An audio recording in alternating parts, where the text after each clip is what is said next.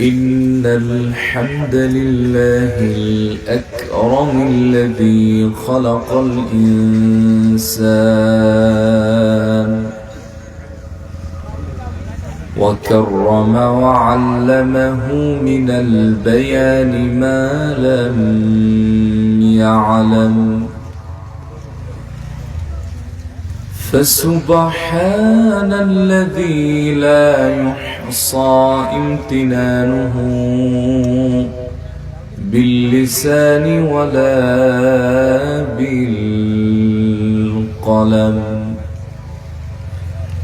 نشهد أن لا إله إلا الله وحده لا شريك له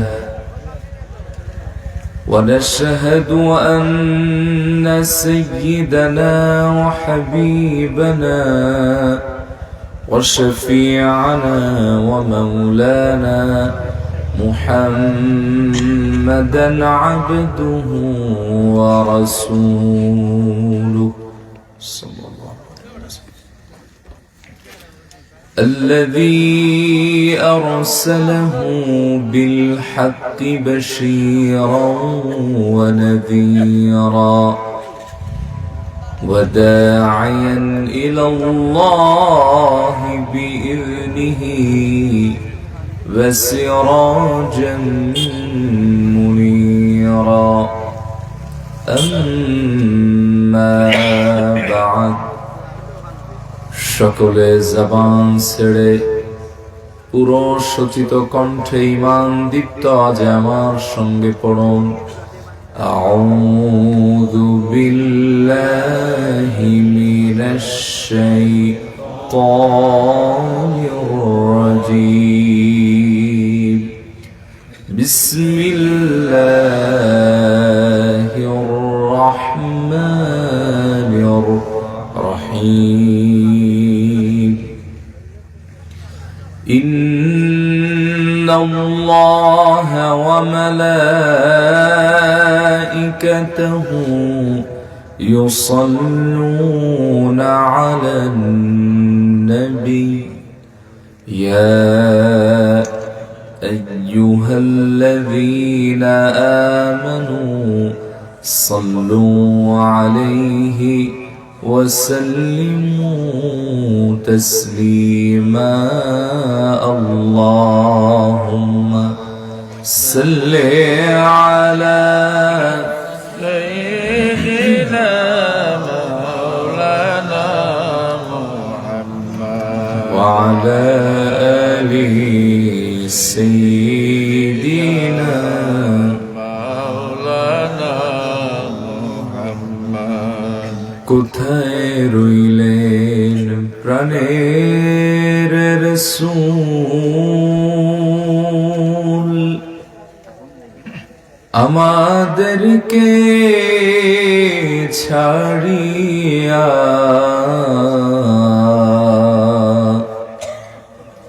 কি লাভ হবে আপনি ছাড়া এই দুনিয়ায় বাঁচিয়া আল্লাহুম্মা সাল্লি আলা سيدنا মাওলানা محمد ওয়া আলা আলিহি سيدنا مولانا محمد بلغ العلا بكماله كشف الدجى بجماله حسنت جميع خصاله صلوا عليه وآله تذكر كري لا إله إلا الله جل لا إله إلا الله لا إله حسبي ربي جل الله ما في قلبي غير الله نور محمد صلى الله লা ইলাহা ইল্লাল্লাহ জোরে লা ইলাহা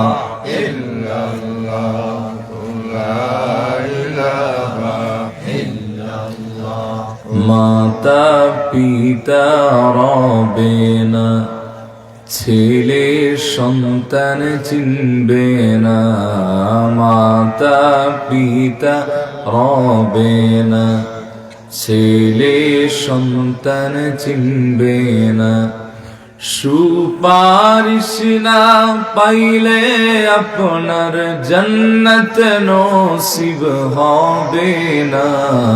লা ইলাহা ইল্লাল্লাহ মোহাব্বতে লা ইলাহা ইল্লাল্লাহ সুবহানাল্লাহ ওয়াল হামদুলিল্লাহ লা ইলাহা ইল্লাল্লাহ সুবহানাল্লাহ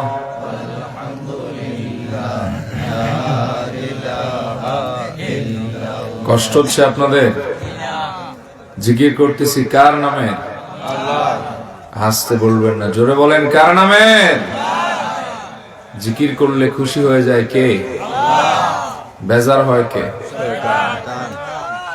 জিকির কত দামি আমল আপনি আমি কল্পনাও করতে পারবো না। সহিহ ইবনে মাজার হাদিস, নবী করিম সাল্লাল্লাহু আলাইহি ওয়া আলিহি ওয়াসাল্লাম বলেছেন, ইন্নাল্লাহ তাআলা ইয়াকুলু আনা মা'a 'abdi ইযা হুয়া যাকারানি ওয়া তাহাররাকাত বি শাফাতাহু। চিল্লায়ে কোন আল্লাহু আকবার।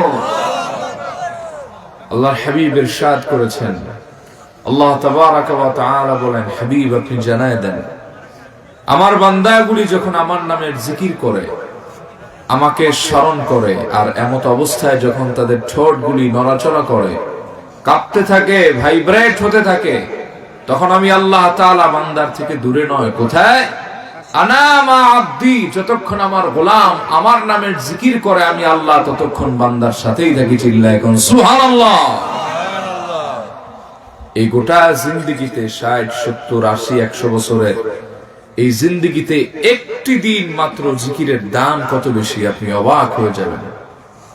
কিয়ামতের ময়দানে বিচার ফয়সালার পরে মানুষ দুটি শ্রেণীতে বিভক্ত হবে। একদল হবে জান্নাতি আর একদল জাহান্নামী।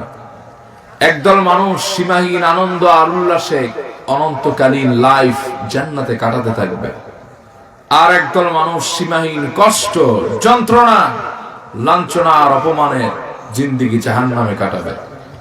এই জাহান্নামীদেরকে উদ্দেশ্য করে আল্লাহ তাআলা বলবেন, আখরিজু মিনান নার, ফেরেশতারা জাহান্নাম থেকে তাদের বের করে আনো।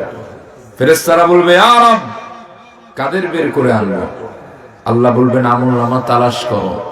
মান যাকারানি ইয়াওমান আও খাফানি ফি মাকাম, এই বিশাল জিন্দেগিতে যে একদিন আমার নামের জিকির করেছে, আও খাফানি ফি মাকাম, শুধুমাত্র একটি কাজে আমি আল্লাহ তাআলাকে ভয় করেছে, এমন ন্যূনতম আমল যদি কারো আমলনামায় দেখো, তাকে আর জাহান্নামে রেখো না, জাহান্নাম থেকে বের করে আমার জান্নাতে ঢুকায় দাও।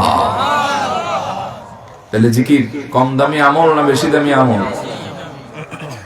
সাহাবায়ে কিরাম নবীজিকে প্রশ্ন করেছেন, আইয়ুল ইবাদি আফদল ইলাল্লাহ ওয়া আরফাউ দারাজাতান ইনদাল্লাহ ইয়াউমাল কিয়ামাহ। আল্লাহর হাবিব, আমরা জানতে চাই আল্লাহ পাকের কাছে সবচেয়ে শ্রেষ্ঠ উত্তম বান্দা কারা, এবং কিয়ামতের দিন সবচেয়ে বেশি রেসপেক্টেড, সম্মানী, সুপারলেটিভ পাওয়ারওয়ালা কোন বান্দারা হবেন? নবীজি বললেন, ক্বালা যাকিরুন আল্লাহ কাসীরা ওয়া যাকিরাত, এই দুনিয়ায় বসে আল্লাহর জিকির যেই বান্দা বান্দি বেশি করেছেন তারাই কিয়ামতের ময়দানে সবচাইতে সম্মানী হবে, এবং তারাই আল্লাহর কাছে শ্রেষ্ঠ বান্দা বান্দি। সুবহানাল্লাহ পড়বেন না?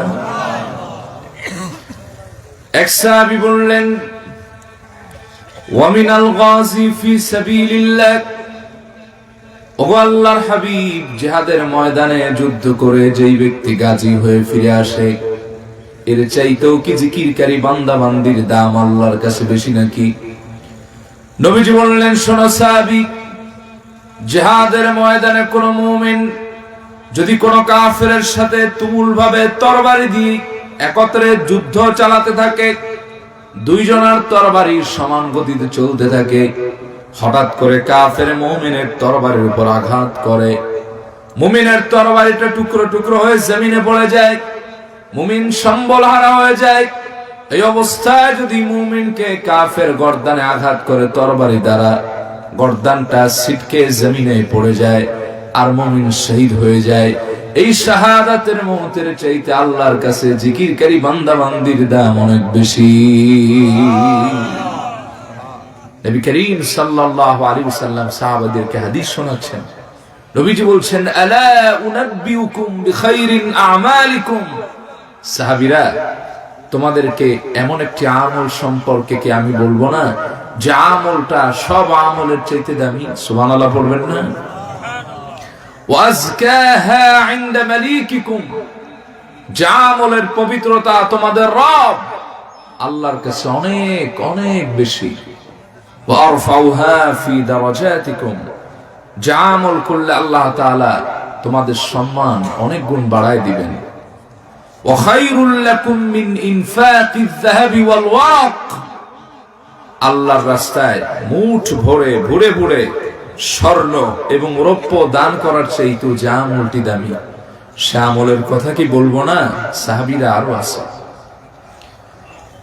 ওয়াখাইরুল লাকুম আন তালকাউ আদুওয়াকুম ফাতাদরিবু আনাকাহুম ওয়া ইয়াদরিবু আনাকাকুম, সাহাবীরা রে, জিহাদের ময়দানে কোন কাফেরের গর্দান ফেলে দিলে যে সওয়াব হবে এবং নিজের গর্দানটা কাটায় দিলে শাহাদাতের যে মর্যাদা হবে, এর চাইতেও যে আমলটি আল্লাহর কাছে দামি, সে আমলের কথা কি বলবো না?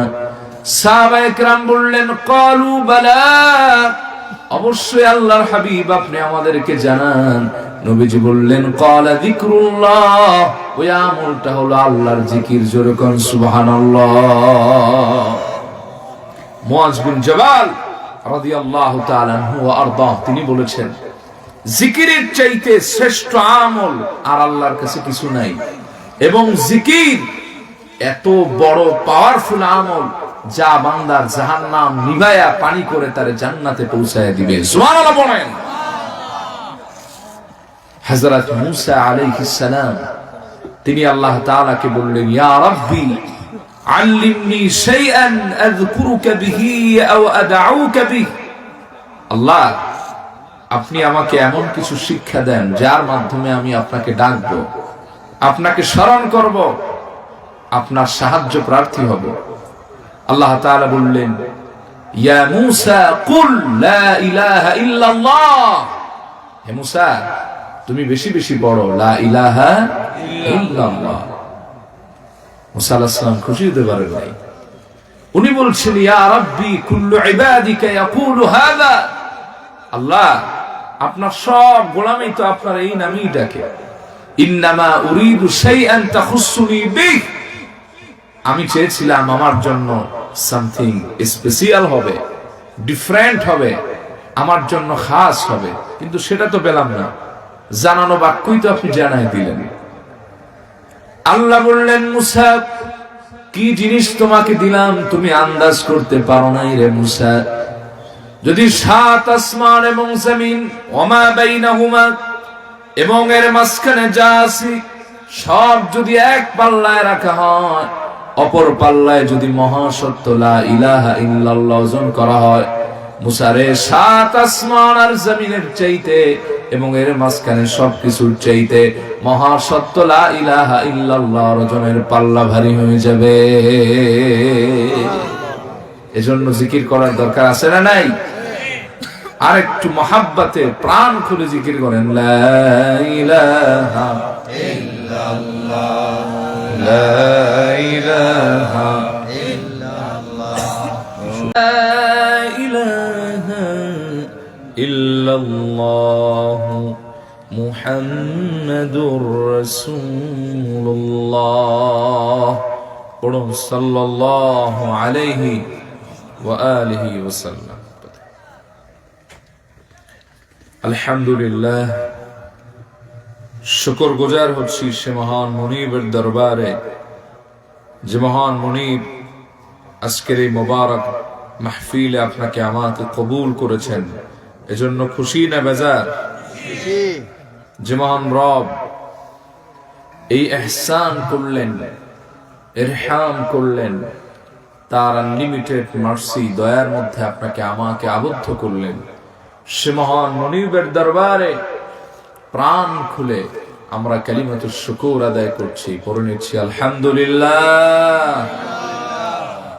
লক্ষ কোটি দরুদ ও সালাম নবিয়ুনা ওয়া শাফিউনা মুহাম্মদ পড়ুন সাল্লাল্লাহু আলাইহি ওয়া আলিহি ওয়াসাল্লামের প্রতি। হাজিরিন, এই ছিল আমার ভূমিকা। চলুন আমরা আমাদের মূল গন্তব্যে ফিরে যাই। তাহলে আমি একটি আয়াতের উপরে আপনাদের কিছু কথা শোনাতে চাই। শুনবেন না ভাগবেন? থাকবেন। একটি আয়াতের উপর সংক্ষিপ্ত কথা বলে আমরা বিদায় নিব। বলি আল্লাহুম্মা আমিন। সূরা আল মুমিনুনের প্রথম দুটি আয়াত নিয়ে আমরা কথা বলতে চাই। আল্লাহ তাআলা বলছেন, ক্বাদ আফলাহাল মুমিনুন, সফল হয়ে গিয়েছে মুমিনরা। কোন মুমিনরা? এক নম্বর হচ্ছে তাদের আলামত, আল্লাযীনা হুম ফি সালাতিহিম খাশিউন, যারা তাদের নামাজে বিনয়ী, তাড়াহুড়ো করে না, দুনিয়ার কোন আকর্ষণ নামাজে নাই, প্রবৃত্তির চাহিদা অনুযায়ী নামাজ আদায় করে না, বরং আল্লাহ তাআলার রিদামন্দি হাসিলের জন্য সালাত আদায় করে। তাড়াহুড়ো নাই, বেখেয়াল নাই, অমনোযোগ নেই, নামাজটার মধ্যে হেয়ালিপানা নাই, বরং যখন নামাজে দাঁড়ায় চূড়ান্ত বিনয় নিয়ে দাঁড়ায়, তাড়াহুড়ো করে না, আল্লাহ পাকের ভয় নিয়ে সালাত আদায় করে ধীরে সুস্থে। আল্লাহ তাআলা তাদেরকে সফলতার সনদ দিয়ে দিয়েছেন। সুবহানাল্লাহ পড়েন। কিন্তু এই নামাজটা সফল মুমিনের গুণ নিয়ে যেভাবে আদায় করা দরকার, সেটা আমরা আদায় করতে পারি না। ঠিক না ভাই? পৃথিবীর সব জায়গায় আমাদের সময় কাটাতে ভালো লাগে, কিন্তু মসজিদে আসলে আমাদের মধ্যে একটা তাড়াহুড়ো শুরু হয়ে যায়। আমাদের প্রবণতা, মাইন্ডসেট এমন ভাবে হয়ে গেছে যে আমরা মসজিদে আসি সবার শেষে আর যেতে চাই সবার আগে। যেরকম ঠিক কিনা? 2 মিনিট হুজুর সাহেবের বয়ান লম্বা হলে আমরা বিরক্ত হয়ে যাই। 1 মিনিট 1.5 মিনিট সাধারণ গতির চাইতে নামাজ লম্বা হয়ে গেলে আমরা কয় নম্বরের মুসল্লি এটা দেখা যায়। ঠিক না? বহু জায়গায় এমন ঘটনা ঘটেছে যে আগের ইমাম সাহেব নামাজ দ্রুত পড়তেন, বর্তমান ইমাম সাহেব একটু লেট করে পড়েন দেখে 3 মাসও চাকরি টিকে নাই। আছে না? বানায় বললাম। এর একটা উদাহরণ আমি আপনাদের দেই। রমজান আল মুবারাকায় দেখবেন মুসল্লি কারে বলে, কিসকো কেহতা হ্যায় মুসল্লি, ওই সময় দেখতে পারবেন। পুরান ঢাকার একটা ঘটনা শুনছিলাম, আসলে ঘটনাটা বাস্তব, যে তারাবির নামাজ পড়ে 2 বুড়া চার দোকানে চা খাচ্ছেন। একজনে আর একজনের বলতেছে, আবে হালামিয়া হুঁছ? কয় হালায় ক? তঙ্গ মসজিদে কি ছোড়া তারাবি পড়ে না হালায় খতম তারাবি স্টার্ট করছো? মাসাল্লাহ, যে একটা হুজুর লয়েছি না, হালাল্লাহান মানে কণ্ঠটা এত সুন্দর, এই ছোড়া তারাবি পড়তাছে, হুজুরটা বি বালা আছে, শরীয়তের আহকামও মানে। কত সময় লাগে চাপা মারার আগে? এইটা কয় মাসাল্লাহ 1 ঘন্টা 10 মিনিটে সূরা তারাবি হয়ে যায়। ওই লোকে কইতেছে, আবে হালামিয়া, এটা কোন হুজুর হইলো? ওই হালায় হুজুরের জাতেই না। কয় কেলা এত বড় কথা কইছো আমগো হুজুর রে?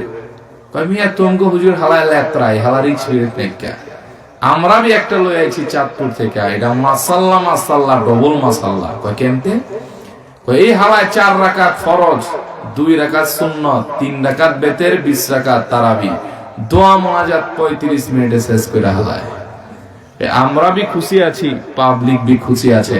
আগের হালারে দিছিলাম 70, এবার কসম খাইছি যে এই হালারে 1 লাখের নিচে দেওয়া যায় বলে। আছে না? কথা কন না কেন? বুঝেন না আপনারা? এই সংখ্যা বাংলাদেশে কম না বেশি?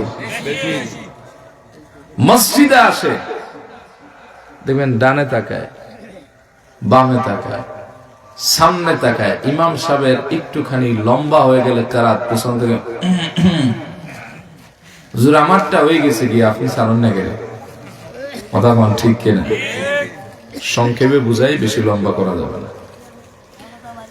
আমার ভাইয়ারা, রব্বুল আলামিন বলছেন ফাওয়াইলুল লিল মুসাল্লিন আল্লাযীনা হুম আন সালাতিহিম সাহুন আল্লাযীনা হুম ইউরাউনা ওয়া ইয়ামনাউনাল মাউন। জোরে বলুন আল্লাহু আকবার। ধ্বংস সেই সব নামাজীদের জন্য যারা তাদের নামাজে অমনোযোগী, কি পড়ে বোঝে না, বোঝার চেষ্টাও করে না, নামাজের মধ্যে তাদের মনটা নাই। নামাজে দাঁড়িয়েছে, মনটা দোকানের দিকে আসে না নাই। নামাজে দাঁড়িয়েছে, রেখে যাওয়া কাজের দিকে তার মন, ডানে তাকায় বামে তাকায়, তাড়াহুড়ো চলে আসে। রব্বুল আলামিন বলেন এরা নামাজি হওয়া সত্ত্বেও এদের জন্য ধ্বংস। এই নামাজটা আমি আল্লাহর জন্য হয় না। এরা যে নামাজটা পড়ে আল্লাযীনা হুম ইউরাউন, তাদের নামাজটা হয়ে যায় লোক দেখানো। জোরে কর নাউজুবিল্লাহ। এজন্য ভাই লক্ষ্য করবেন গভীরভাবে, আল্লাহ কোরআনুল কারীমে বলেছেন ইন্নাস সালাতা তানহা আনিল ফাহশাই ওয়াল মুনকার। নিশ্চয় নামাজ অশ্লীল খারাপ ফায়সা থেকে নামাজীকে হেফাজত রাখে, গুনাহ থেকে বিরত রাখে। আমরা 40 বছরের মুসল্লি দেখতে পাই, 20-30 বছরের মুসল্লি দেখতে পাই, নামাজ পড়তে পড়তে কপালের মধ্যে কালো দাগ বানিয়ে ফেলেছে, কিন্তু সুদের ব্যবসা এখনো তার রানিং আছে। নামাজ পড়ে, হজ করে আসছে, ঘুষ ছাড়তে পারে নাই। নামাজ পড়ে, জনগণের হক মেরে খায়। তাহলে এই নামাজ তো তার চরিত্রটারে উন্নত বানানোর কথা, কিন্তু চার চরিত্রের পরিবর্তন হচ্ছে না। এর কারণ হলো তার নামাজের মধ্যে বিনয় নাই। এই নামাজ আল্লাহর জন্য হয় নাই। যেরকম ঠিক কিনা? সংক্ষেপে আমি বুঝাই, আপনি আমি নামাজে দাঁড়ালে তাড়াহুড়ো চলে আসে, একটু মশায় কামড় দিলে নামাজ ছুটে যাওয়ার উপক্রম হয়ে যায়। অনেক সময় তো বহু ইমামের প্রতি মুসল্লিরা খেপে যায়, নামাজ কেন লম্বা হলো? আর সাহাবায়ে কেরাম একটা না, দুইটা না, তিনটা তীর খেয়েছেন, রক্তে রঞ্জিত হয়ে গেছে গোটা শরীর, তারপরও নামাজ ছাড়েন নাই। আমি একটি হাদিস আপনাদের শোনাই। রাসূলুল্লাহর জলিলুল কদর একজন আনসারী সাহাবী, নাম তার আব্বাদ বিন বিশর আল আনসারী, মদিনার সাহাবী ছিলেন। আমার নবীজির সঙ্গে একবার এক যুদ্ধে গেলেন। ওই যুদ্ধে একজন কাফেরের স্ত্রী নিহত হয়ে গেল। কাফের প্রতিজ্ঞাবদ্ধ হলেন, যতক্ষণ আল্লাহর হাবিবের সাহাবীদের রক্তপাত না ঘটাবেন, এক ডগ পানি পান করবেন না, খাবার খাবেন না, গোসল করবেন না, অফি রিওয়ায়া মাথার চুলও আসবে না। যেরকম নাউজুবিল্লাহ। যুদ্ধ শেষ হয়ে গেল। আল্লাহর হাবিব মদিনা মুনাওয়ারার দিকে সাহাবায়ে কেরামদেরকে নিয়ে রওনা করলেন। পথিমধ্যে রাত হয়ে গেল। আমার নবীজির আদত মোবারক ছিল, আমার রাসূল রাতের বেলায় মদিনা মুনাওয়ারায় প্রবেশ করতেন না। সাহাবায়ে কেরামদেরকে বললেন, সাহাবীরা রে, আজ আর মদিনায় প্রবেশ করব না, সকালবেলা আমরা মদিনায় যাব। এই জায়গায় তাঁবুর ব্যবস্থা করো, রাতের খাবার আয়োজন করো, জায়গাটা ক্লিন করো, রাত্রিবেলা এখানেই থেকে সকালবেলা চলে যাব। সব আয়োজন কমপ্লিট হলো, এবার ঘুমোতে যাওয়ার পালা। নবীজি সাহাবায়ে কেরামদেরকে বললেন, সাহাবীরা রে, এমন একজন আল্লাহর গোলামকে দেখতে চাই যে সারা রাত দাঁড়িয়ে দাঁড়িয়ে আমাদেরকে পাহারা দিবে, আর আমরা আনন্দ চিত্তে হৃদয়ে টেনশন না নিয়ে টেনশন মুক্ত ভাবে ঘুমাবো। কে আছো? আমি একজন আল্লাহর গোলাম দেখতে চাই। এ কথা বলতে একজন সাহাবী হাত জাগিয়ে দাঁড়ায় গেলেন, বললেন, লাব্বাইক ইয়া রাসূলুল্লাহ, ও ও আল্লাহর হাবিব, যদি আপনি আমাকে অনুমতি দেন, আপনার অনুমতি মঞ্জুরি হয়, তাহলে আমি সারা রাত দাঁড়ায় পাহারা দিব। এই সাহাবীর নাম হলো আব্বাদ বিন বিশর আল আনসারী। ওনাকে দেখে আরেকজন সাহাবী দাঁড়ায় গেলেন, নাম তার আম্মার বিন ইয়াসির, মুহাজির সাহাবী, হযরত সুমাইয়ার সন্তান। নবীজি বললেন, আমি চাইলাম একজন সাহাবী। আম্মার, তুমি দাঁড়ালে কেন? হযরত আম্মার বললেন, ইয়া রাসূলুল্লাহ, ইয়া হাবিবাল্লাহ, আমার একটি ভাই দাঁড়ায় দাঁড়ায় সারা রাত যুদ্ধ বিরতি নিয়ে মদিনায় ফেরার পথে দাঁড়ায় দাঁড়ায় পাহারা দিবে। একাকী পাহারা দিতে গেলে আমার ভাই ক্লান্ত হয়ে পড়বে, বোরিং ফিল হতে পারে, খারাপ লাগতে পারে। আমি তার সঙ্গে দাঁড়াতে চাই সহযোগী হয়ে, যাতে আমার ভাইয়ের কোনো রকম ক্লান্তি পাহারায় না আসে। সুবহানাল্লাহ বলেন। নবীজি বললেন, ঠিক আছে, তোমরা দুইজন দাঁড়াও, আমরা ঘুমোতে গেলাম। সব সাহাবীরা ঘুমায় পড়লেন। হযরত আম্মার আর আব্বাদ দুজন দাঁড়িয়ে আছেন। এবার একজন আরেকজনকে কিছুক্ষণ পরে বললেন, ভাই, রাত অনেক লম্বা, একসাথে যদি পাহারা দেই ক্লান্তি এসে যেতে পারে। আসো আমরা একজন আরেকজনের উপর ইহসান করি। রাতের এক অংশ আমি পাহারা দেই, তুমি ঘুমাও। আমি আবার ঘুমোতে গেলে তুমি দাঁড়ায় দাঁড়ায় পাহারা দিবা। হযরত আব্বাদ বিন বিশর আল আনসারী বললেন, আম্মার, আইয়ু লাইলিন আহাব্বু ইলাইক, রাতের কোন অংশ তোমার ভালো লাগে, তুমি পাহারা দাও নতুবা ঘুমাও। হযরত আম্মার বিন ইয়াসির বললেন, আব্বাদ, আমি প্রথম অংশে ঘুমাতে চাই, তুমি দাঁড়ায় দাঁড়ায় পাহারা দাও। সুবহানাল্লাহ পড়েন। হযরত আম্মার তিনিও শুয়ে পড়লেন। আব্বাদ বিন বিশর আল আনসারী দাঁড়িয়ে আছেন একাকী। পাহারা দিতে দিতে প্রায় গভীর রাত হতে লাগলো, নিসফুল লাইল অতিক্রান্ত হয়ে গেল। হযরত আব্বাদ দাঁড়ায় দাঁড়ায় একাকী চিন্তা করতে লাগলেন, রাসূলুল্লাহ আমাকে পাহারার দায়িত্ব দিয়েছেন, আমি যদি শুধু দাঁড়ায় দাঁড়ায় পাহারা দেই আমার পাহারার হক আদায় হবে। তার চাইতে যদি বাকি সময় দাঁড়ায় দাঁড়ায় নামাজ পড়ি আর কণ্ঠ ছেড়ে দিয়ে আল্লাহর কালাম তেলাওয়াত করি, একদিকে পাহারার হক আদায় হবে, অপরদিকে তাহাজ্জুদ পড়ে আল্লাহর সাথে আমার সম্পর্ক মজবুত হয়ে যাবে। এইভাবে হযরত আব্বাদ দাঁড়ায় গেলেন নামাজে, কণ্ঠস্বরকে ছেড়ে দিয়ে আল্লাহর কালাম থেকে তেলাওয়াত করলেন। মুসনাদে বাজ্জারের হাদিসে এসেছে, তিনি সূরাতুল কাহফ পড়তে লাগলেন।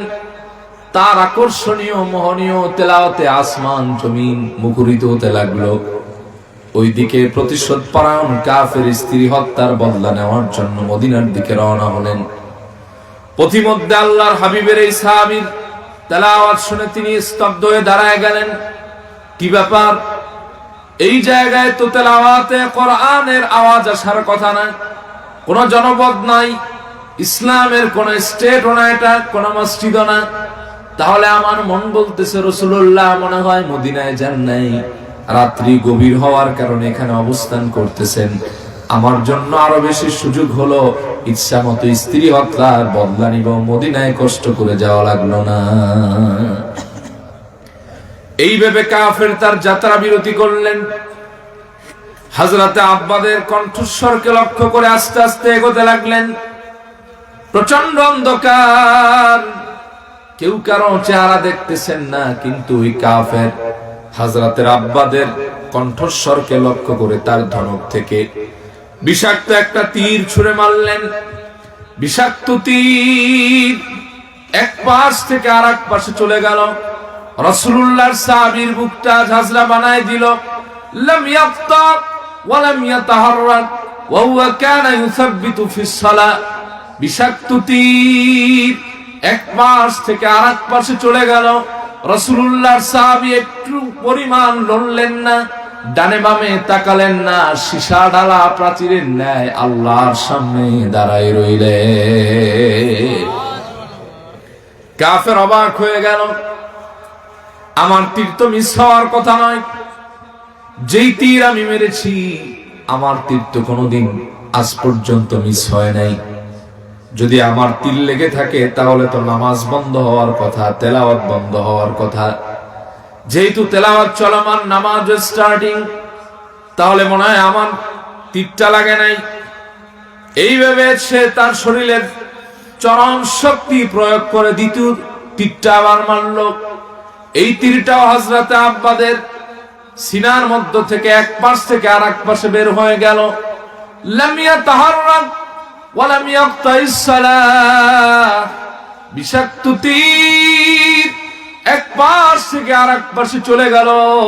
রাসূলুল্লাহর সাহাবী এক চুল নড়লেন না, ডানে বামেও তাকালেন না, নামাজও ছেড়ে দেন নাই। আল্লাহু আকবার বলেন। কাফের অবাক হয়ে গেলেন, দুইটা তীর মারলাম, আমার তীর তো মিস হওয়ার কথা নয়, যেহেতু একটা তীরও লাগে নাই, লাগলে তো নামাজ বন্ধ হওয়ার কথা, তেলাওয়াত বন্ধ হওয়ার কথা, তাহলে তৃতীয় তীরটা আরো মারি। ভীষণ ক্ষোভে তৃতীয় তীরটা মারলেন।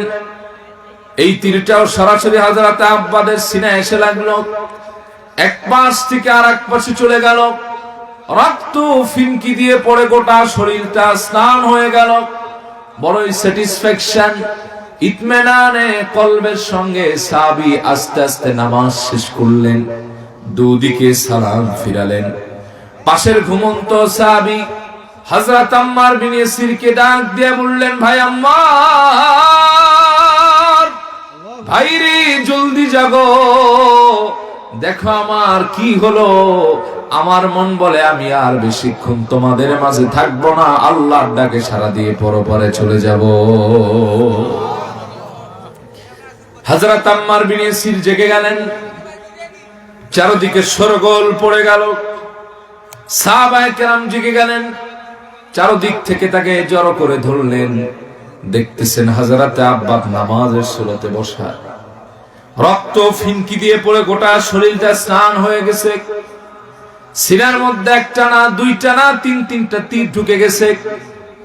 সাহাবায়ে কেরাম বললেন, কিরে ভাই আব্বা, কেমন করে তীর লাগলো? প্রথম তীরটা যখন সিনার মধ্যে লাগলো, নামাজ তো ছেড়ে দিতে পারতে, নামাজ কেন ছাড়লে না? কোন জিনিস তোমাকে নামাজ ছাড়তে নিষেধ করলো?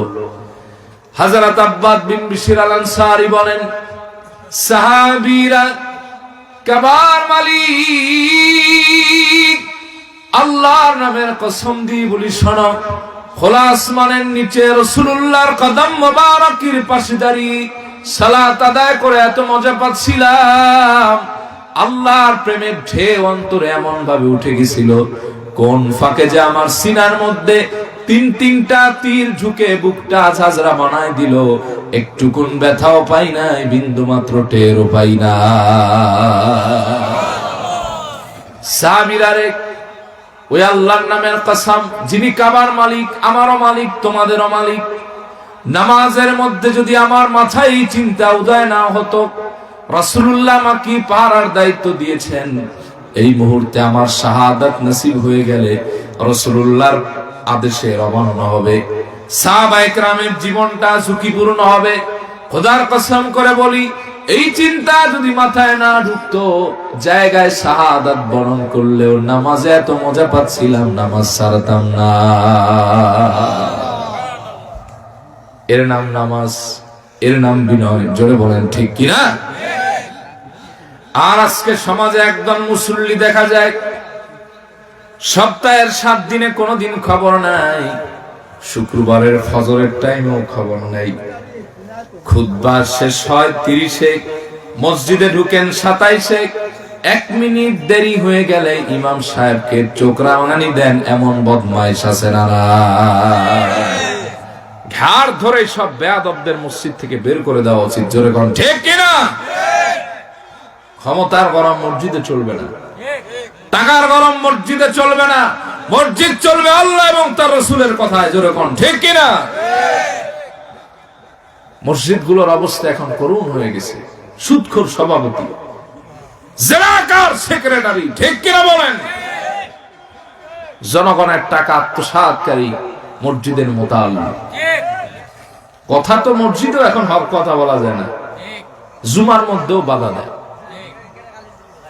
মসজিদে কথা বললে যে 5 ওয়াক্ত নামাজ মসজিদে জামাতে পড়ে, সেই ব্যক্তি কথা বলবে, কোন দালাল টালাল কথা বলতে পারবে না, ঠিক কিনা বলেন? এখন এমন ফ্যাশন শুরু হয়ে গেছে, মসজিদে জুমার মধ্যে এসে ভোট চায়, ঠিক না? এগুলি কিয়ামতের আলামত।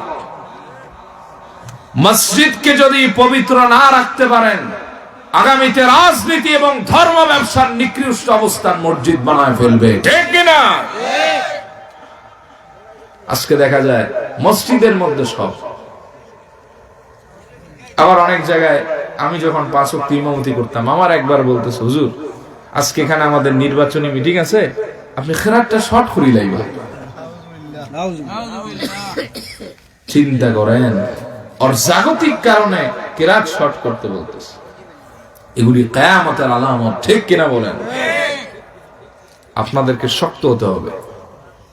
আপনারা মুসল্লি যদি ঠিক হন, কোন বাবার ক্ষমতা নাই মসজিদে এসে ফালতু কথা বলা, ঠিক কিনা বলেন?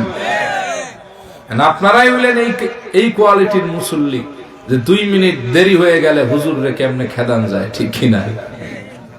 যেই হুজুর যত তাড়াতাড়ি নামাজ পড়াতে পারে, ওই হুজুর তত বেশি এলাকায় জনপ্রিয় হুজুর, ঠিক না?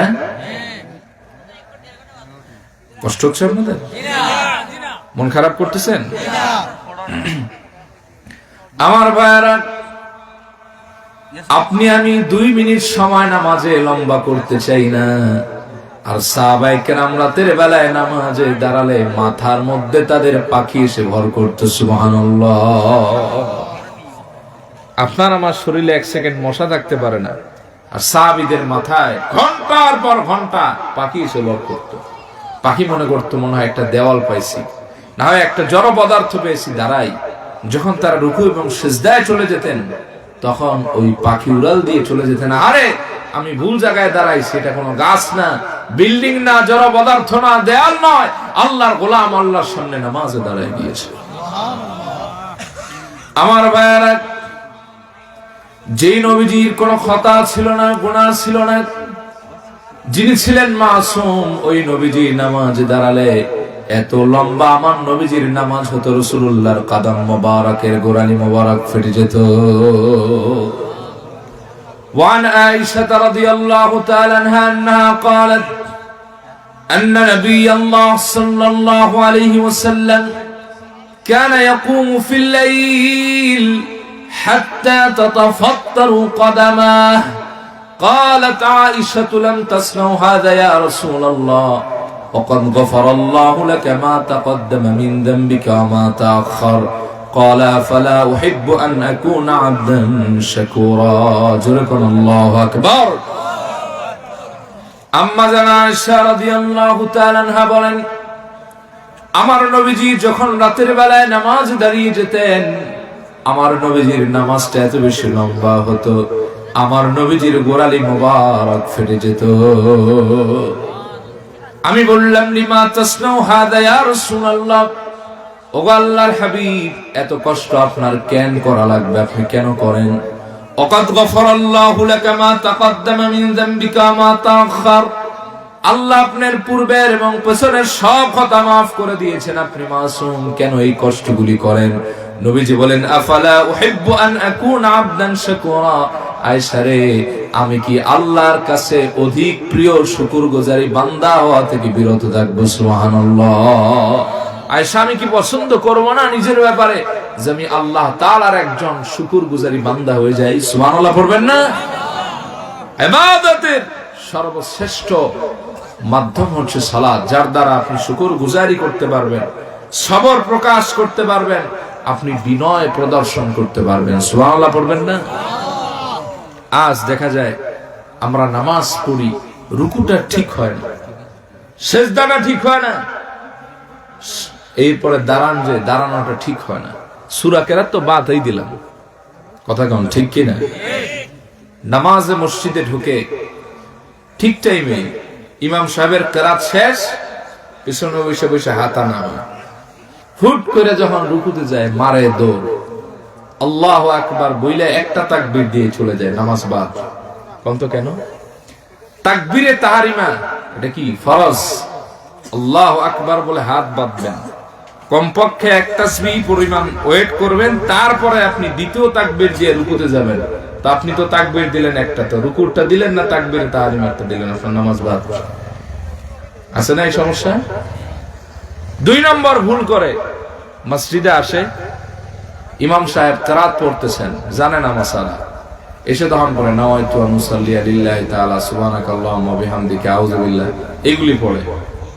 কিন্তু যখন ইমাম কিরাত পড়ে, আল্লাহর হাবিব বলেছেন ইযা ক্বারাআল ইমাম ফাআনসিতু, যখন ইমাম কোরআন পড়ে তখন তোমরা চুপ করো, ওই সময় তোমাদের আর কোনো কিছু লাগবে না। ওয়া ইযা কুরিয়াল কুরআন ফাসতামিউ লাহু ওয়া আনসিতু লাআল্লাকুম তুরহামুন, সুবহানাল্লাহ পড়েন। এই আয়াতটা ইবনে আব্বাস রাদিয়াল্লাহু আনহুমার মতে নামাজের কিরাতকে উদ্দেশ্য করে নাযিল করা হয়েছে। যখন ইমাম সাহেব কিরাত পড়বেন, চুপ, ওই সময় কোনো নিয়াত লাগবে না, সানা লাগবে না, ইমাম সাহেবের কিরাত শোনো, এটাই তোমার জন্য আত্মাবশ্যক। কিন্তু আমরা করি কি, আইসা সানা টানাবাদি, রুকুতে ইমাম সাহেবের 2 তাসবিহ শেষ, যেই দাঁড়া হয়ে গেছে একা একা রুকু দিয়ে তারপরে চলে যায়। হলো নামাজ হলো? ইমাম সাহেব যখন রুকু থেকে সোজা হয়ে গেছেন, আপনি একা একা রুকু দিলে হবে? আপনার নামাজ বাদ। খেয়াল করবেন এগুলি। এরপর 3 নম্বর সমস্যা হলো, আমরা অনেকে রুকুতে যাই, এটা রুকু না আমরা কাছে ঢেকির বেয়া হওয়ার দৃশ্য আল্লাহই ভালো জানে। এগুলো আসলে দাঁড়ায় দেখানো উচিত। কষ্ট পাচ্ছেন আপনারা? রুকুতে আসে এরকম থাকে, পিঠটা অর্ধেক হয় রুকু আর অর্ধেক হয় রুকু থেকে ওঠার অবস্থার মতো। কিন্তু রুকুতে যাবেন, আপনার পিঠটা সোজা হতে হবে। অসুস্থ হলে ভিন্ন কথা, একেবারে প্লেন হতে হবে। আর আমরা রুকুতে যাই, অবস্থা খুবই জঘন্য। এরপরে কিছু মানুষ রুকুতে যায় কি আদৌ কিছু পড়ে কি পড়ে না আল্লাহই ভালো জানে। রুকুটা ঠিকভাবে করেন, সোজা হয়ে গেছে। অথচ এই রুকুটা আপনার জন্য গুরুত্বপূর্ণ বিষয়। রুকু এবং সিজদাটা যার সঠিক হয়ে যাবে, ওই বান্দা সফল হয়ে যাবে। সুবহানাল্লাহ পড়েন।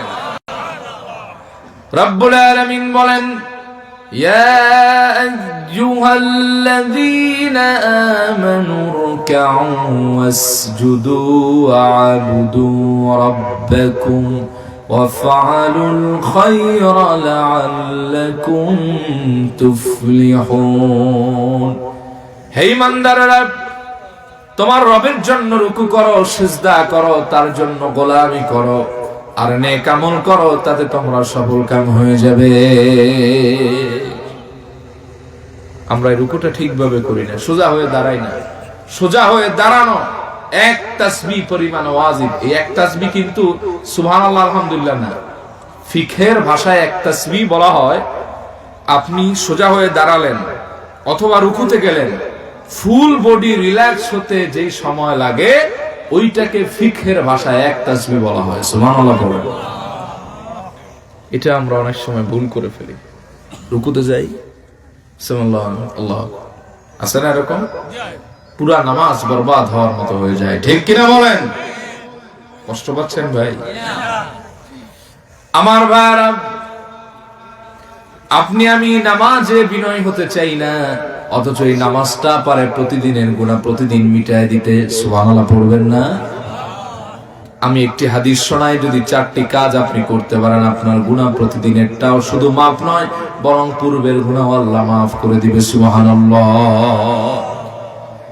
وعن عبادة بن الصامت رضي الله عنه أنه قال قال رسول الله صلى الله عليه وسلم 5 صلوات افردهن الله من احسن وضوءهن وصلاهن لوقتهن واتم ركوعهن وخشوعهن كان له على الله عهد ان يغفر له। আওয়াজ করে বলেন সুবহানাল্লাহ। আমার নবীজি বলেন, 5 ওয়াক্ত নামাজ আল্লাহ আমাদের উপর ফরজ করেছেন। আল্লাহর কোন গোলাম যখন এই 5 ওয়াক্ত নামাজ সময় মতো আদায় করবে, সুন্দর করে ওযু করবে, রুকুটা বিনয়ের সাথে দিবে, সিজদাটা বিনয়ের সাথে দিবে, এই 4টা কাজ যে করবে, কানা লাহু আলাল্লাহি আহদ, আল্লাহর পক্ষ থেকে তার জন্য একটা ওয়াদা আছে। ওয়াদা হলো আইয়াগফিরা লাহ, আল্লাহ পাক তার জীবনের সব গুনাহ মাফ করে দিবে। আমার ভাইরা, এজন্য নামাজ পড়তে হবে বিনয়ের সাথে। নবীজি বলেছেন সাল্লু কামা রাআইতুমুনি উসাল্লি, সেভাবে নামাজ পড়ো যেভাবে আমাকে নামাজ পড়তে দেখো। এক লোক মসজিদে নববীতে বসে আল্লাহর হাবিবের সামনে নামাজ পড়লেন। নবীজি তাকে ডাক দিয়ে বললেন ইরজি ফাসাল্লি ফাইন্নাকা লাম তুসাল্লি। এই মিয়া, তুমি যাও আবার নামাজ পড়ো, তুমি নামাজই পড়ো না। দ্বিতীয়বার আসছে ইরজি ফাসাল্লি ফাইন্নাকা লাম তুসাল্লি। এই সাহাবী, কি নামাজ পড়লা? নামাজই পড়ো না। তিনবার আসছে, রাসূলুল্লাহ আবার ঘুরাই দিয়েছেন। সাহাবী কেঁদে ফেলেছে, ইয়া রাসূলুল্লাহ, এর চাইতে ভালো নামাজ আর আমি জানি না। নবীজি বলেছেন সাল্লু কামা রাআইতুমুনি উসাল্লি, যেভাবে আমি নামাজ পড়ি আমারে দেখে নামাজ পড়ো। সুবহানাল্লাহ কোন না। এই হাদিসের ব্যাখ্যা এসেছে তার রুকু ঠিক ছিল না, সেজদা ঠিক ছিল না, বিনয়ের সাথে দাঁড়ানো হয়নি। আল্লাহর হাবিব বলেছেন, তোমরা কি জানো সবচাইতে নিকৃষ্ট চোর কে? জানেন? আসওয়ান নাসি সারিকাতান আল্লাযী ইয়াসরিকু ফিস সালাহ, সবচাইতে নিকৃষ্ট চোর হলো সে যে নামাজের মধ্যে চুরি করে। সাহাবায়ে কেরাম বললেন, ইয়া রাসূলুল্লাহ, নামাজের মধ্যেও কি চুরি করা যায়? বলে হ্যাঁ, রুকু এবং সিজদার মধ্যে চুরি করে, তাড়াহুড়ো করে, ঠিকভাবে যারা আদায় না করে, এগুলোই হলো নামাজ চোর। জোরে করে নাউযুবিল্লাহ। আছে না এরকম? আসতে বলবেন না, আছে না নাই? অনেকেরই প্রশ্ন, হুজুর নামাজটা তো ঠিকভাবে পড়তে চাই, কিন্তু নামাজে দাঁড়ালে মনটা এদিক সেদিক চলে যায়, হয় না এরকম? How to set my mind in salah, কিভাবে আমি আমার নামাজকে ধরে রাখবো, এটা অনেকেরই প্রশ্ন। আপনি 6টা কাজ করেন, আল্লাহ তাআলা নামাজে আপনার মনটা স্থির বানায় দিবেন, নামাজে আপনার মনটা নিহিত থাকবে, অন্য কোথাও আর মনোযোগ হারায় যাবে না। সুবহানাল্লাহ পড়বেন না? এক, নামাজে দাঁড়ানোর আগে নিয়তটা সহি করে নেবেন। এই নামাজটা আমি আর অন্য কারোর জন্য আদায় করছি না, একজনের জন্য আদায় করতেছি, তিনি কে? ইন্নামাল আমালু বিন্নিয়াত, নিয়তটা ঠিক করেন, নিয়তের উপর সব কাজ নির্ভরশীল। নিয়ত যার শুদ্ধ হয় তার আমলের মর্যাদা আল্লাহর কাছে অনেক গুণ বেড়ে যায়। নবীজি বলেন, নিয়াতুল মুমিনিনা খায়রুম মিন আমালি ওয়া ফি রিওয়ায়াহ আও ইবাদাতি, মুমিনের নিয়ত আল্লাহর কাছে আমলের চাইতে ইবাদতের চাইতে উত্তম। নিয়তটা যদি সহি করতে পারেন 50% নামাজ আল্লাহ তো সহি বানায় দিবে। এজন্য আল্লাহ তাআলা বলেন, বান্দা বলো, ইন্না সালাতি ওয়া নুসুকি ওয়া মাহইয়ায়া ওয়া মামাতি লিল্লাহি রাব্বিল আলামিন। নিশ্চয় আমার নামাজ, আমার কুরবানি, আমার জীবন, আমার মরণ একমাত্র সে আল্লাহর জন্য, যিনি গোটা কায়নাতের রব। সুবহানাল্লাহ। এক নম্বর কি ঠিক করবেন? বুঝেন না? জোরে হোক্কারে বা, এই নামাজটা কার জন্য হবে? 2 নম্বর, নামাজে যখন দাঁড়াবেন চূড়ান্ত বিনয় নিয়ে দাঁড়াবেন। আকুমু লিল্লাহি কানিতিন, আল্লাহ তাআলা বলছেন, বান্দা যখন নামাজে দাঁড়াবে চূড়ান্ত বিনয় নিয়ে দাঁড়াও। কিভাবে, কেমনে তোমার বিনয়টা বুঝতে পারবা? তোমার ফিলিংস এমন হবে কাআন্নাকা তারাহু, যেন তুমি তোমার রব আল্লাহকেই দেখছো। ফাইন লাম তাকুন তারাহু ফাইন্নাহু ইয়ারাক, যদি আল্লাহরে দেখার সৌভাগ্য তোমার না হয়, আল্লাহ পাক তোমাকে দেখতেছে, এটা তুমি হৃদয়ে গেঁথে নাও। কোন ব্যক্তি যদি মনে করে যে আমি আল্লাহরে দেখতেছি অথবা আল্লাহ আমারে দেখতেছে, ওই ব্যক্তির কি নামাজ থেকে অন্যদিকে মন যাওয়ার কথা? আমার ভাইরা, উস্তাদের সামনে ছাত্র গেলে বিনয়ের অভাব নেই, নেতার সামনে শিষ্য গেলে ও বিনয় আর তেলের ছোটে নেতার টাক মাথা ভাইসা যায়। কথা কোন ঠিক কিনা? পীরের সামনে অনেক সময় মুরিদ গেলে বিনয় করতে করতে ঢলে পড়ে। সেই একই মানুষ আপনি আমি নামাজে দাঁড়াই, কিন্তু নামাজে বিনয় আসে না, বুঝতে হবে কোন জায়গায় ঝামেলা আছে। জোরে কোন ঠিক কিনা? 3 নম্বর, যখন নামাজে দাঁড়াবেন মনে করবেন এটাই জীবনের শেষ নামাজ। কোন নামাজ? নবীজি বলেন, ইযা কুমতা ফি সালাতিক ফাসাল্লি সালাতাল মুআদ্দি', যখন তুমি নামাজে দাঁড়াও মনে করবে এটাই তোমার জীবনের শেষ নামাজ। অন্তরটা তখন নরম হয়ে যাবে, নামাজের মধ্যে মনটা স্থির হয়ে যাবে, দুনিয়ার কোনো আকর্ষণ থাকবে না। হযরত আলীউল মুর্তাদাকে নবীজি বললেন, আলী, মৃত্যুকে তুমি কত দূরে মনে করো? বলে, ইয়া রাসূলুল্লাহ, ইয়া হাবিবাল্লাহ, আমি যখন ওযু করি মনে করি এটাই আমার জীবনের শেষ ওযু। আল্লাহর হাবিব বলেন, আলী রে, মৃত্যুর ব্যাপারে সিদ্ধান্ত চরম ভুল। ডানে সালাম ফিরিয়েছে কেউ, বামে সালাম ফিরাতে পারবে কিনা মৃত্যুর ব্যাপারে নিশ্চয়তা না। নামাজে দাঁড়ায় চিন্তা করবেন, এটাই জীবনের শেষ নামাজ, আর সিজদা দেওয়ার সুযোগ নেই, আর বেশি দিন বাঁচবো না। জোহরটা পাই কিনা জানি না, ফজরটাই মনে হয় শেষ। তখন দেখবেন মনটা কত বিনয় সৃষ্টি হয়ে যায়, চোখ থেকে পানি আসবে। এটাই যদি জীবনের শেষ নামাজ হয়, তার ফিলিংসটা কি হবে আমি একটা উদাহরণ দিই। মনে করেন আজকে 12:01 কারো ফাঁসি হবে, 11:30 তাকে বলা হচ্ছে, ভাই তুমি আর 30 মিনিট বাঁচবা, এই অনলি 30 মিনিটস তোমার লাইফে আছে। তোমার যদি মন চায় শেষ তাওবাটা করে নাও, 2 রাকাত নামাজ পড়ো। ওই ব্যক্তি নামাজে দাঁড়ালে সূরা ফাতিহাটা তার বারবার পড়তে মন চাইবে, কেন আগে শেষ হয়ে যায় এটা নিয়ে আফসোস করবে। চোখের মধ্যে পানি চলে আসবে, রুকুতে গিয়ে আর উঠতে মন চাইবে না। আগে প্রত্যেকদিন সুবহান রাব্বিয়াল আযীম 3 বার বলতে এই ব্যক্তির মধ্যে বিরক্তি আসতে পারত, কিন্তু এখন পড়তে পড়তে কান্নায় ভেঙে পড়বে। কত সময় গেছে বান্দা টেরও পাবে না, ঠিক কিনা? সিজদায় গেলে কাঁদবে, কারণ একটু পরে তার মওত নির্ধারিত। শেষ সিজদাটা এটা যদি কবুল হয়ে যায়, আল্লাহ তাআলা মাফ করে দিবে। সুবহানাল্লাহ পড়েন। তখন সিজদায় দিয়ে গিয়ে কাঁদবে, চোখের পানি ঝরাতে থাকবে। দেখা যাবে 2 রাকাত নামাজ পড়তে পড়তে তার 30 মিনিট ওভার হয়ে গেছে। সুবহানাল্লাহ পড়েন। যখন নামাজে দাঁড়াবেন মনে করতে হবে এটাই কোন নামাজ। 4 নম্বর, যখন নামাজে দাঁড়াবেন, যাক্কির আল মাউত ওয়া আনতা ফিস সালাহ, নামাজে দাঁড়িয়ে মওতের কথা স্মরণ করবেন। আল্লাহর হাবিব বলেছেন, যখন তুমি নামাজে দাঁড়াবে মওতের কথা চিন্তা করো। এই পৃথিবীতে একদিন এসেছিলে, একদিন থাকবে না। তোমার আব্বা চলে গেছে, তোমার আম্মা চলে গেছে, তোমার আপন যমজ ভাই চলে গেছে, তোমার বড় ভাই চলে গেছে, ছোট ভাই চলে গেছে, যে স্ত্রী তোমার প্রাণ প্রিয় ছিল সেই স্ত্রী চলে গেছে। একদিন তোমাকেও যেতে হবে।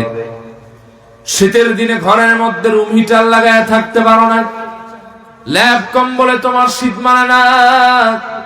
এই মুহূর্তে তোমার মওত হয়ে গেলে ঘর থেকে ধাক্কা দিয়ে ফেলে দেওয়া হবে। বৃষ্টি হোক আর ঝড় হোক, একবার ঘর থেকে বের করলে তোমার লাশটা কেউ ঘরে ঢোকাবে না, ঠিক কিনা? অন্ধকার রাতে একা চলতে পারো না, কিন্তু এমন জায়গায় থাকবে যেই জায়গায় কোনো আলোর ব্যবস্থা নাই। চারিদিকে শুধু মাটি আর মাটি, কোনো সঙ্গী নাই, সাথী নাই, বাতি নাই। তোষক ছাড়া ঘুমাতে পারো না, আর ঠান্ডা মাটির মধ্যে ঘুমাতে হবে। ওই সময় তুমি মওতের কথা চিন্তা করো।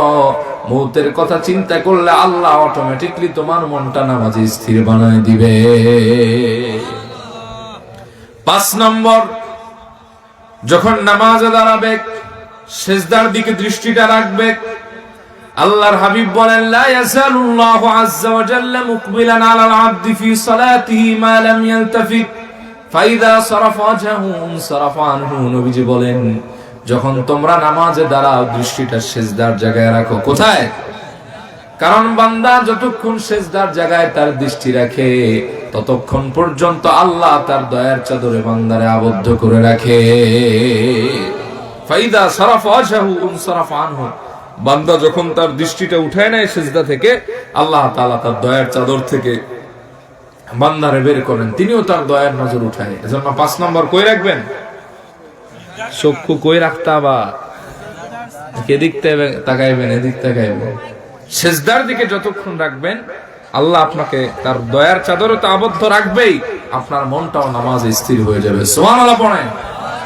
6 নম্বর, you need to understand what you are reading. আপনাকে বুঝতে হবে আপনি নামাজে কি পড়ছেন। আল্লাহু আকবার, এটার মানে কি? সুবহান রাব্বিয়াল আলা মানে কি? সানার অর্থটা কি? সূরা ফাতিহার অর্থটা কি? আমরা অনেকে ইংলিশ বুঝি, বাংলা বুঝি, এটা বুঝি, এটা বুঝি, হ্যাং চালাই, মোবাইল চালাই, কত কিছু করি, উপন্যাস পড়ি, কিন্তু শতকরা একজন দুইজন পাওয়া যাবে না যে সূরা ফাতিহার পুরো অর্থটা বলতে পারবে। ঠিক কিনা বলেন? এজন্য তো নামাজে মনটা স্থির হয় না। কয়টা কাজ করবেন? ভুলিয়ে রাসূল নেই। এক নাম্বার কি কোন? আচ্ছা আচ্ছা। 2 নম্বর, ওয়াজ কি বাড়ি পর্যন্ত যাবে না খালের এপার থাকবে? পুরান ঢাকার একটা ঘটনা কইছে, আর একটা কই, রাগ করবেন? একবার মাহফিল হইছে ওদের এলাকায়, তো মাহফিলের পরের দিন দেখবেন দোকানে আলোচনা সমালোচনা হয়, চার দোকানে কইতেছে, আবে হালামিয়া হুনছো, আমগো এলাকাত কালকা যে একটা জব্বর হুজুর আইছিল, মাশাআল্লাহ কি যে কণ্ঠস্বর, আর হালায় এমন ওয়াজ করছে আমার কলজাটা ঠান্ডা বানায় দিয়া গেছে গা। আচ্ছা মামা, এমন জব্বর হুজুর বি হালায় দেশে আছে, আমরা তো জানতাম না। হালাল নম্বরটা দেওয়ার কি ওয়াজ করছে, এটা বি একটু শোনাও। মামা চুপ যাও, কইতাছি। হালা কইতাছস না গেলা? ইচ্ছিরে মামা গলার মধ্যে খালি প্যাচ খেয়ে গেছে, বাইরে হইতেছে না। কয় মামা সমস্যা নাই, একটা চা খা। চা খায়া বি হালায় কও। চা খাইছে 10 মিনিট 12 মিনিট পাড়ায় যাইতেছে, হালায় কয় না। কয় মামা কইতেছ না কেলা? ইচ্ছিরে মামা সমস্যা হয়ে গেছে গা। কয় কি? চাটা খাইছি না, নিচের দিকে হাইন্দা গেছে। কয় মামা দরকার আরো কিছু খাও, তবু বি হালায় ওয়াজ কি করছে, কখন লাগবে? বহুতক্ষণ বয়ে রয়েছে, হালায় কয় না কয় না। কয় মামা কস না কেরে? কয় মামা চিপার মধ্যে হাম দেয় কই। চিপার মধ্যে তো কইলইব না মামুর বেটা, সবার সামনে কখন লাগবে? কয় আসল কথা কি মামা, হালা একবার এই জায়গার ওয়াজ করছে, একবার ওই জায়গার ওয়াজ করছে, কোনো বিষয় নাই, আশাই নাই, খালি টান মারছে, আর আমি বিহালায় বোকদার মতো চায় রয়েছি, এক কান্দা ঢুকছে আর এক কান্দা বেড়ে গেছে। এরকম হইলে লাভ আছে? 2 নম্বর কি নিয়ে দাঁড়াবেন? বিনয়। কারে আপনি দেখতেছেন? যদি সে তারা দেখতে না পারেন, তাহলে কে আপনারা দেখতেছে? 3 নম্বর, এটাই জীবনের কোন নামাজ? মাশাআল্লাহ। 4 নম্বর, কিসের কথা স্মরণ করবেন? 5 নম্বর, দৃষ্টি কই থাকবে?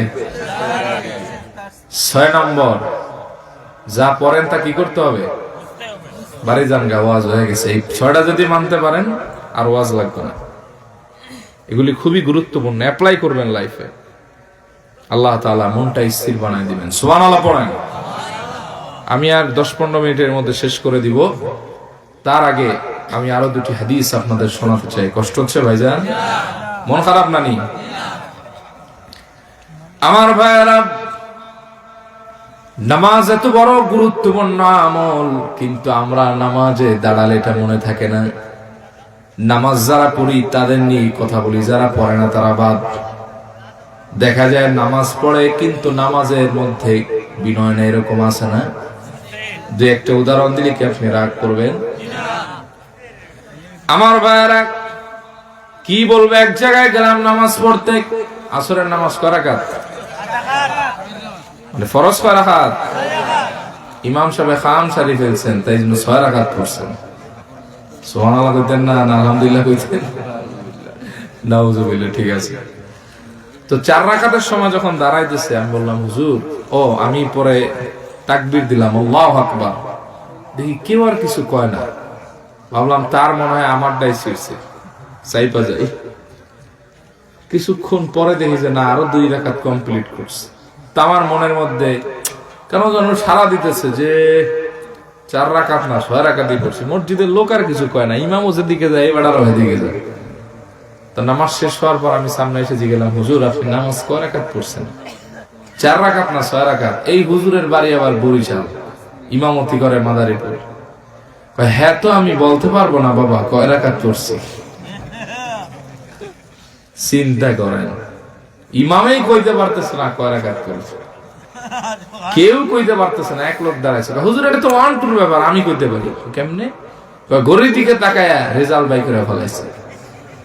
আমাদের হুজুরের জিন্দিগিতে আসরের 4 রাকাত নামাজ পড়তে 6 থেকে 7 মিনিটের বেশি জিন্দিগি তো লাগে নাই। আজ ঘড়ি বলতেছে 12 থেকে 13 মিনিট লাগছে, কাম সারছে কনফার্ম 6 রাকাতই করছে। এই হলো অবস্থা। এজন্য নামাজের প্রতি ইহতিমাম থাকতে হবে, নামাজের প্রতি গুরুত্ব থাকতে হবে। আমার নবীজি তার ওফাত মোবারকার আগে সবচাইতে গুরুত্বপূর্ণ যেই নসিহতটা করে গেছেন তা হলো নামাজ, ঠিক কি না? ইন্তেকালের আগে আমার প্রিয় রাসূল প্রচন্ড অসুস্থ হয়ে পড়লেন। এত বেশি অসুস্থ হয়েছেন, আমার নবীজি বারবার বেহুশ হয়ে যান। উগমি আলা রাসূলিল্লাহি সাল্লাল্লাহু আলাইহি ওয়াসাল্লাম ফি মারাদিহি ফাফাকা। প্রচন্ড অসুস্থতার কারণে বারবার বেহুশ হয়ে যান, আবার হুশ আসে। হুশ আসলেই নবীজি প্রশ্ন করেন, হাদারাতিস সালাহ, সাহাবীরা নামাজের সময় হয়ে গেল নাকি? সাহাবায়ে কেরাম বলেন, ক্বালু নাম, আমরা বললাম ইয়া রাসূলুল্লাহ, হ্যাঁ নামাজের সময় হয়ে গেছে। নবীজি বলেন, সাহাবীরা রে, মুরু বিলালান ফালিউয়াদ্দিন আমরু আবা বকরিন ফালিউসাল্লি বিন-নাস আও ক্বালা লিন-নাস। নবীজি বললেন, সাহাবীরা আমার বেলালকে দ্রুত আযান দিতে বলো, আর আমার আবু বকরকে আদেশ করো সে যেন আমার সাহাবীদের নিয়ে জামাতে নামাজ আদায় করে। সুম্মা উগমি আলাইহি ফাফাকা। এই কথা বলে নবীজি আবার অসুস্থ হয়ে বেহুশ হয়ে পড়লেন। আবার নবীজির হুশ আসলো। আবার নবীজি হুশ এলেই বলেন, হাদারাতিস সালাহ, সাহাবীরা নামাজের সময় হয়ে গেছে নাকি? সাহাবীরা বলেন, আমরা আবার বললাম। ক্বালু নাম, হে আল্লাহর রাসূল, হ্যাঁ নামাজের সময় হয়ে গেছে। নবীজি আবার বললেন, মুরু বিলালান ফালিউয়াদ্দিন আমরু আবা বকরিন ফালিউসাল্লি বিন-নাস। আমার বেলালকে আযান দিতে বলো, আমার আবু বকরকে সাহাবীদের নিয়ে জামাতে ইমামতি করে নামাজ আদায় করতে বলো। কয়েকবার একই কথা বললেন। আম্মা জান আয়েশা বললেন, ইয়া রাসূলুল্লাহ, ইয়া হাবিবাল্লাহ, ইন্না বি রাজুলুন আসীফ ইযা কামা যালিকাল মাকাম বাকা ফালা ইস্তাতি'।